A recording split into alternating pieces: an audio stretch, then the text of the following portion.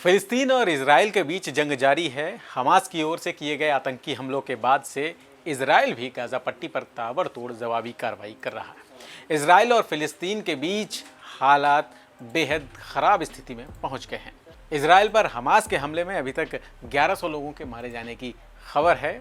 Hamas के आतंकियों ने शनिवार को इसराइल पर अलग अलग जगहों पर 5000 से ज़्यादा रॉकेट दागे थे। एक तरफ जहां इसराइल और फिलिस्तीन के बीच जंग चल रही है, वहीं इस बीच लेबनान ने भी इसराइल के लिए बड़ा संकट खड़ा कर दिया है। दरअसल दक्षिण लेबनान सीमा पर गोलीबारी की आवाज़ें सुनी गई हैं। फिलिस्तीन से लड़ रहे इसराइल को अब एक और जंग से जूझना पड़ रहा है। उत्तरी सीमा पर अब लेबनान की ओर से हमले की खबर है। लेबनान ने इसराइल पर मोर्टार और मिसाइलों से हमला किया।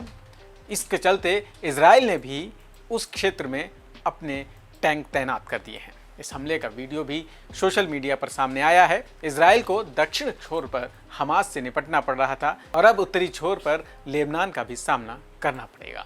लेबनान की मिसाइलें इसराइल के माउंट देव क्षेत्र में आकर गिरी हैं। हालांकि अभी तक किसी के हताहत होने की बात सामने नहीं आई है।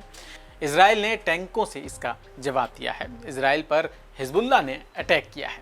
दोनों के बीच पहले भी लड़ाई हो चुकी है। इसराइल की डिफेंस फोर्स की ओर से लेबनान में टैंक से गोलीबारी की गई।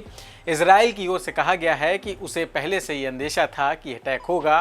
वो पहले से ही इससे निपटने को तैयार भी थे।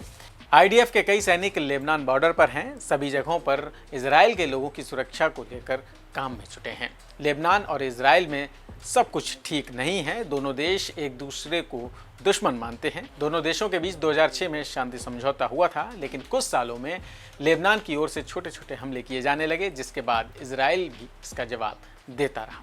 लेबनान में हिजबुल्लाह गुट है, जिसको वेस्टर्न कंट्री में आतंकी मानते हैं। ये गुट इसराइल पर अटैक करता रहा है। तो कुल मिलाकर इसराइल को अब दो तरफा संकट का सामना करना पड़ रहा है। एक तरफ फिलिस्तीन और दूसरी तरफ लेबनान। इस खबर में इतना ही। फिर मिलेंगे। नमस्कार।